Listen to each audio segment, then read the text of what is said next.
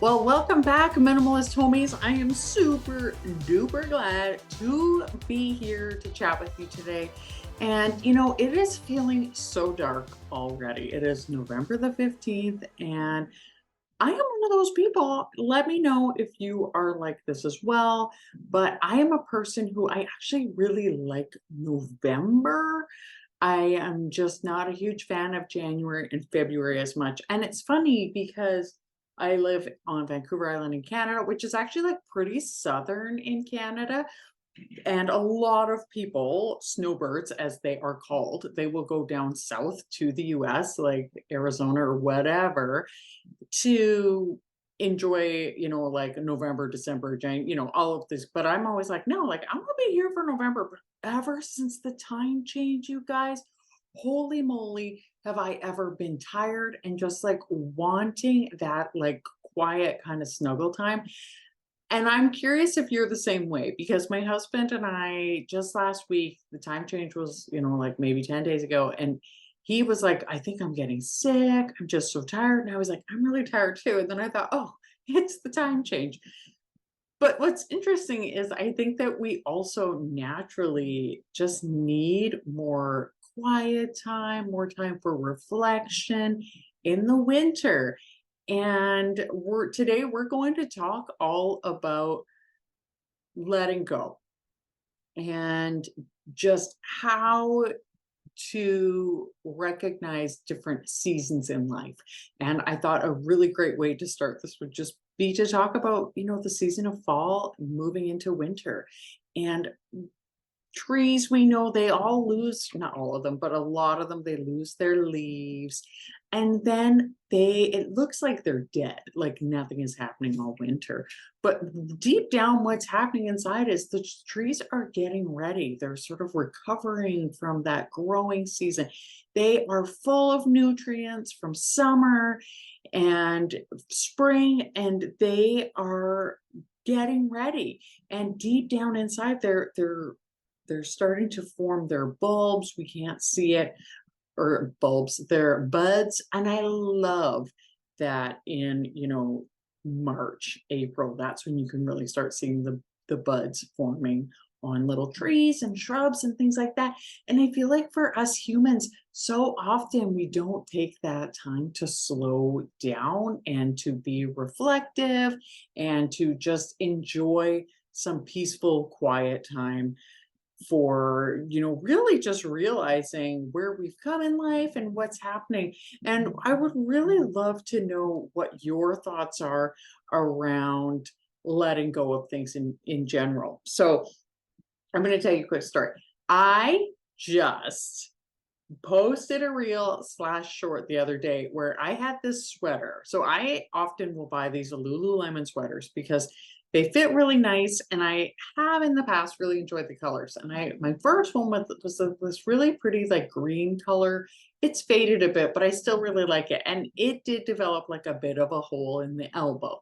And then I shortly after, I think it was the same year, I got a beautiful purple one. It was this gorgeous, like jewelly heathered purple sweater. And I would wear it often. I'd wear it in a lot of the videos. And I started getting big holes in the elbow. And it was so funny because recently I did one about a video about motivation. And somebody was like, you should declutter that sweater, because I think I mentioned the hole in the elbow. And I was like, this hole is actually getting massive. And I wasn't going to initially because I don't mind, like, especially just like at home wearing something like that, no problem. But especially if I had long sleeves on, it didn't really matter, like a long sleeve shirt underneath. But when I started realizing like my elbow is getting cold, even with like a long sleeve t-shirt on, because this hole was getting to be about probably like 3 inches across on the left elbow, because obviously I am leaning on that elbow a lot. And when I'm sitting on the couch, I'm like, okay, that is often where I'm leaning on it. Now, the right elbow, so you can tell which arm of the couch I sit on because it's like my left one is where I'm leaning. And then my right elbow was starting to go as well. There were holes, like the cuffs, there were straight up like 2-inch holes, like you couldn't even bend them over anymore.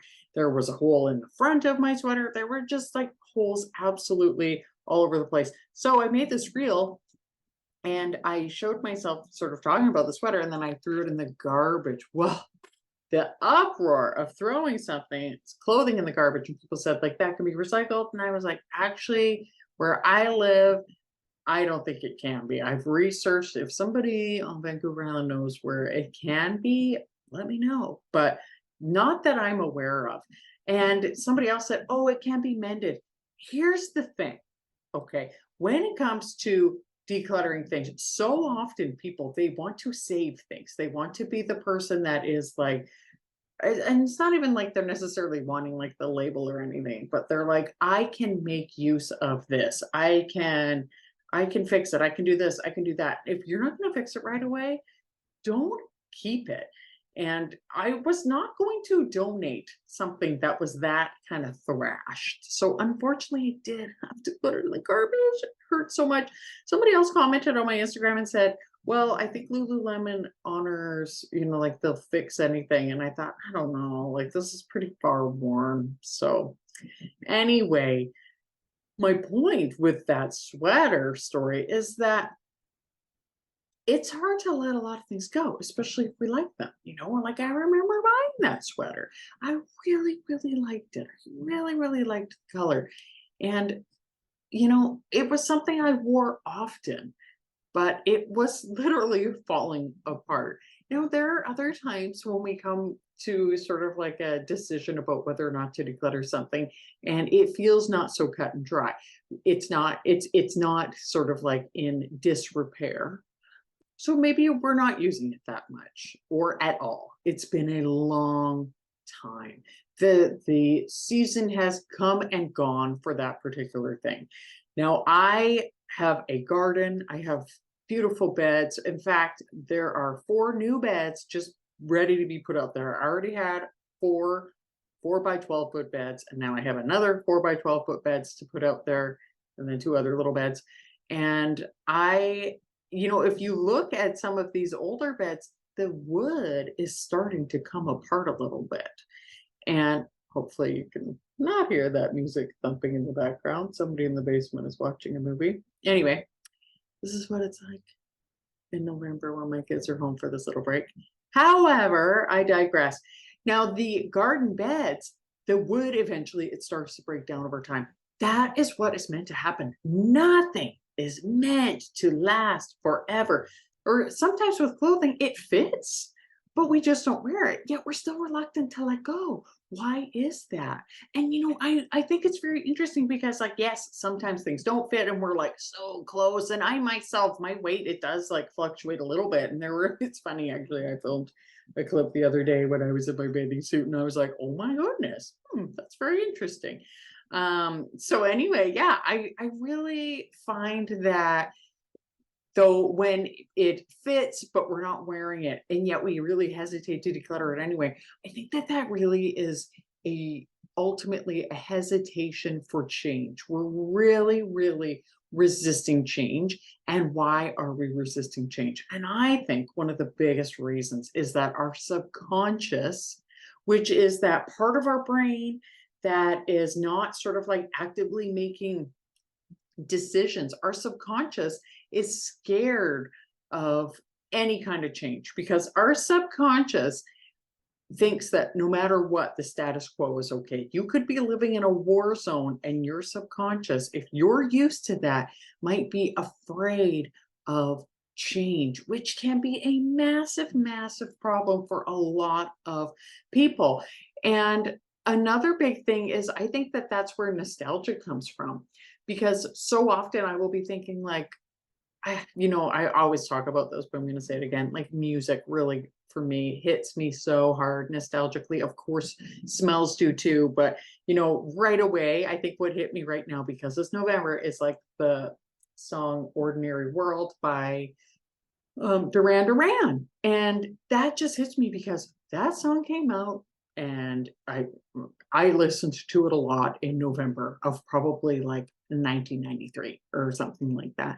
And yet my brain is like, that song, it's like, okay, November. And no matter what was happening at that time, it's like our brains, I think it's the same reason why birds fly south for the winter, is that there is that safety. Like they just know I'm going this way. And it's the same for us. We're like, I am listening to this song because that's just what we do. And we're like, I'm keeping these clothes because I already have them. And why would we declutter good clothes? Our subconscious is like, do not make any changes, even if that change could be a good change. Your brain is like, don't do it. And when it comes to decluttering things, we need to really stop and say, like, hey, why am I not decluttering this? And this is one of the biggest things. Like, there are so many amazing videos out there about making tips or about decluttering tips. And I myself, I make videos about decluttering tips, but there are just times where it's just so hard. And it's because our subconscious is like, no, I don't want you to. And it could be because of those like seasonal things, the situational stuff, like I mentioned. It can be beliefs, it can be habits, it can be patterns. Patterns meaning like every time you go to declutter, something happens. Like there's often you stop at the exact same stage every time. Pay attention the next time, even the next time you do anything and you stop, just say like, is this like a common time when I stop doing something? And another thing can be like generational stuff. Oh my gosh, can be huge. A lot of us were raised by people who were touched by the Depression era. My grandparents were both born in the 1930s. My mom and dad were born in the 1950s. And that was like decluttering didn't even exist really at the time because people were always just trying to get by and they saved things for everything. My grandpa, who was born, I think in 1907, he would save the flat little like inserts in magazines and use them as a dustpan. He had a dustpan, but he was like, hey, I can make use out of this. And that goes all the way back to us thinking like this sweater, I can fix it. Like I'm sure people would say like, hey, turn that sweater into a vest or something, even though I'd say like, well, I don't really want a vest that has like cut off sleeves and you know, isn't you know, finished or whatever. And but I really ask you, like, anytime you're hesitating to throw something out and you're thinking, like, I can fix this or whatever, really, are you being honest with yourself and are you doing it? Like, can you do it very soon? And one of my favorite things is a penalty box. And they're like, you know, this is not a new concept by any means. People have been doing this for you know, decades probably, but is to have a box as a Canadian. I say penalty box because of hockey, but have a box and just put things in there. If you're not grabbing that stuff out within a couple of months to fix it, or you're not grabbing that stuff out to use it, then you can let it go, which is one of the biggest things that we can do for ourselves is just to be like, hey, like I am freeing myself from this. I'm freeing myself from these shackles because our life is worth more than that. Now, I'm going to go out there in my garden and position these beds. I actually, literally right now, I have to move probably about 8 plants. I need to move some blueberry plants, which sucks so much because these plants, I moved them this spring already and they were not very fruitful and they're going to be so mad at me. And in fact, did you know that peonies, if you move them, they resent it, so they will not flower either. So I'm going to go out there, move those blueberry plants, move some tubing so we can put down these beds and fill them with dirt. For the season while all of this would last, hopefully it lasts for like 7 or 8 years.